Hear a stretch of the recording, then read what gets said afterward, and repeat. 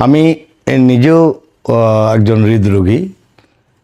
প্রায় ২০ বছর আগে আমাকে 5টা স্টেন্টিং করা হয়েছিল হার্ট অ্যাটাকের পর।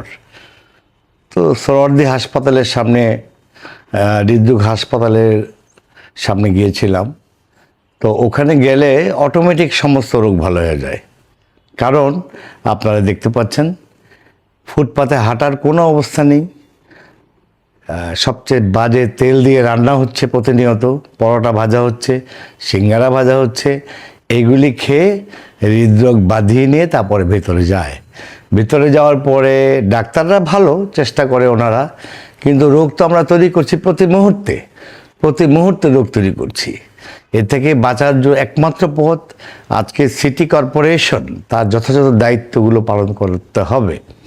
সিটি কর্পোরেশন সহ প্রশাসনের যতগুলো আছে, ওয়াসা থেকে শুরু করে গণপূর্ত, সবগুলোর একটা সমন্বয় প্রয়োজন। এই সমন্বিত সিদ্ধান্তের মধ্যে দিয়ে একমাত্র সম্ভব এই সমস্ত হাসপাতালগুলোর সামনে এই যে নোংরা আবর্জনা যুক্ত খাবার খেয়ে আমরা প্রতিনিয়ত বাংলাদেশের লক্ষ লক্ষ লোক কিডনি এবং হৃদরোগ বাঁধাচ্ছি। এ থেকে মুক্তির পথ সরকারকে অবিলম্বে যথাযথভাবে দৃষ্টি দিতে হবে। কোনো অবস্থাতেই ফুটপাতের মধ্যে এই সমস্ত নোংরা আবর্জনাযুক্ত তেল, যে তেল দিয়ে রান্না হয়, এই তেল বর্জনের মধ্য দিয়ে আমাদেরকে হৃদরোগ থেকে বাঁচতে হবে। এখন যে অবস্থা, হাসপাতালের সামনে গেলেই মনে হয় ভালো হয়ে যায়, কারণ সিঙ্গারা খাচ্ছি, পুরি খাচ্ছি, তেলে ভাজা পরোটা খাচ্ছি, আমরা সবাই খাচ্ছি। আমি দেখে অবাক হয়ে গেলাম, হৃদরোগ হাসপাতালের সামনে দিয়ে হেঁটে কোনোভাবেই যেতে পারছিলাম না, এত হকারদের ভিড়। আপনারা ছবিতে নিশ্চয়ই দেখতে পাচ্ছেন। কাজে আসুন সবাই সচেতন হই, তেলকে বর্জন করি। আমি আগেও বহুবার বলেছি, তেলের কোনো প্রয়োজন নেই, তেল ছাড়া আমরা রান্না করতে অভ্যস্ত হই। এবং এই তেল আমাদের কিডনি এবং ক্যান্সারের জন্য এবং হার্ট ব্লক করার জন্য সবচেয়ে বড় উপাদান।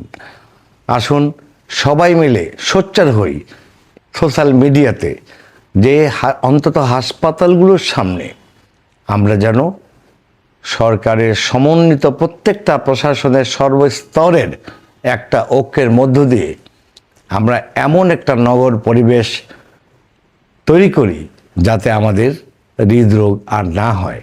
সারা ঢাকা শহরে একই অবস্থা, তবে একবারে সব সম্ভব নয়। আমরা একটা জায়গা থেকে শুরু করি, অন্তত সোহরাওয়ার্দী হাসপাতাল, কিডনি হাসপাতাল, মানসিক হাসপাতাল, ওখানে শিশু হাসপাতাল, এই হাসপাতালগুলোকে হর্নমুক্ত করা, আবর্জনা মুক্ত করা, এই সমস্ত বাজে তেল দিয়ে রান্নাকে বর্জন করা এবং সম্পূর্ণভাবে এদেরকে অপসারণ করে সুন্দর সিস্টেমেটিক খাবার, সিদ্ধ খাবার যেখানে তেল লাগে না, সেরকম খাবারে আমাদের অভ্যস্ত করার জন্য নগরবাসীকে আমাদের ঐক্যবদ্ধ হতেই হবে। সবাইকে ধন্যবাদ। আল্লাহ হাফেজ।